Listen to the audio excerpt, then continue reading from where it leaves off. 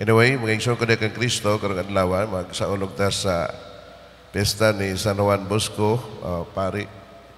Siya ang pari nga kanabit ta makaduhog tag mga batanon nga naa sila'y for the boys, for the girls nga mga scholarship. Tungod kay iyahang kanang spirituality nag nunot ngadto sa pagtabang sa mga batanon, no? Labi na katong walay mga privilege to study. Yang itabangan nga maka-develop sa ilang potentials, ilang mga skills, maka-eskwela.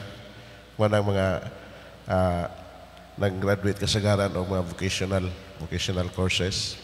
Daghang kaayo ana sa ila din sa MIPSA, no? Kanang naa sa mga processing, naa sa mga kanang sewing companies, naa na sila.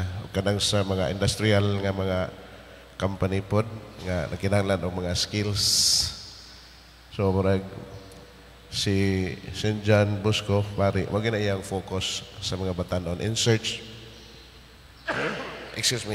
of the kabitaw kanang brighter future, greener future. Ang mga batanon man iyang gi-focus nga apostolate, usa sa mga focus apostolate niya.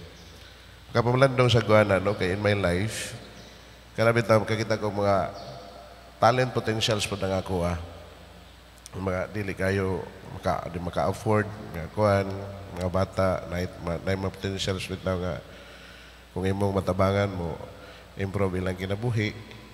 So sama niya na ba, pero ang iya more on the vocational skills nga capable ang mga batanon na bisan og pobre sila maka ahon gyapon silang kinabuhi, mo interest sila ba pag-develop. So daghang kayo mga batanon nga natabangan na ni St. John Bosco. And then karon ang atong mapagbasa nindot pod siya. Kung doon ay mga problema ang atong journey sa atong pagtuo, ang tagsulat sa atong unang pagbasa ngadto sa Hebreo, nagdapit kanato ngadto sa pagbalik tan-aw sa atong experience, no, of faith nga giunsa sa Ginoo pag luwas kanato sa taliwala sa mga kalisdanan o kanang pagpanami nato sa atong kaugalingon ngadto sa mga tawo nga nilahutay, no, sa pagtuo. Tungod kay pinaagi lamang niya sa atong paglahutay atong madawat ang mga saad, no, sa Ginoo. Sumala ang punto sa unang pagbasa. Panamin sa imong mga kagahapon o sa imong gi-journey sa imong pagtuo uban sa mga tao nga milahutay silang pagtuo kay pinaagi lamang niya na makapabilin kita o makadangat sa mga saad sa Ginoo. Ikaduha, sa atong Salmos, Salmo 37, ang kaluwasan sa matarong nagagikan sa Ginoo. Kulang na lang maingon siya nga sa Ginoo lang gyud nagagikan, no, ang kaluwasan sa matarong.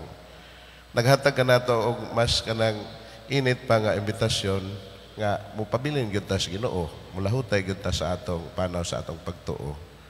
Tungod kay ang at kaluwasan nagagikan man sa Ginoo o sa Ginoo lamang nagagikan, no? Invitation to trust more, to hope more in God because only in God is our salvation. So Psalm 37. Unya ang atong ebanghelyo karong adlaw diya sa atong pagpanamin sa atong kaugalingon, sa atong panaw sa atong pagtuo. Siguro may mga kanang pagsulay, kalisdanan o uban sa paglaom. Pagdapit sa paglaom sa Salmo 37, gidapit usab kita sa pagtan-aw sa atong mga potentials. Ang gingharian sa Ginoo, daghan pod siya mga potensyal sama sa liso sa mostasa. No, nga gamay lang siya nga liso, pero mahimo siya nga dako nga tanom, mamunga o diha magsandig o magsalig ang uban nga mga langgam, daghang pa nga may tabo, daghay potentials ang gingharian sa Ginoo.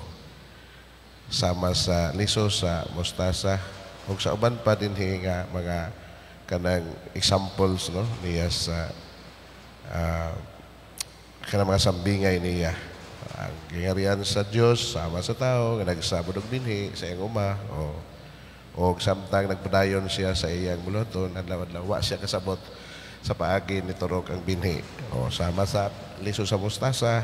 O nga gamay ra siya pero mutubo, mudako o daghang maka benepisyo ni maong tanom. Sama ni ini ang pagwali niya. Pero kung atong panaminan ang great potentials of the growing kingdom of God, no?